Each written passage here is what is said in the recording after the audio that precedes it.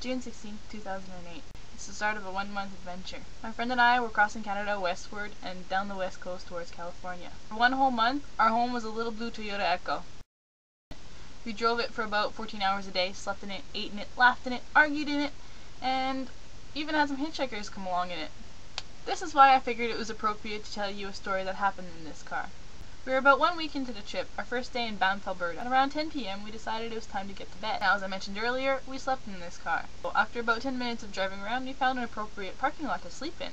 By appropriate parking lot, I mean it had a little bit of light, it had a little bit of shade, and a nice little corner that you could park in and no one really noticed that you were there.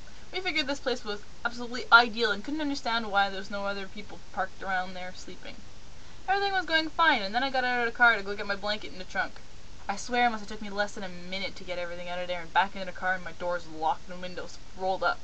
There was these really weird sounds coming from the woods. It sounded like crazed out monkeys or something, like savage creatures out in the woods. My imagination was completely running wild, but I took a deep breath and tried to get some sleep, and sure enough, I did start to fall asleep. I must have been really tired because I was really scared. However, it wasn't a good sleep because I started having nightmares of crazed monkeys running around the car with aliens coming down and all kinds of stuff like that. It was really disturbing sleep. When suddenly there was a knock on my window.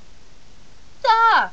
I woke up with my heart racing and a completely nightmare-filled, confused mind. What could possibly be knocking at my window at that hour? That's when my towel that was covering over my window decided to fall down. So I'm staring into this bright light and it knocks again and tells me to open the window. And I'm like, are you crazy, light? I'm not opening the window! I finally turned to my friend in panic and asked her what I should do. She gave me a really strange look and just goes, Shannon, it's a cop. Open the window.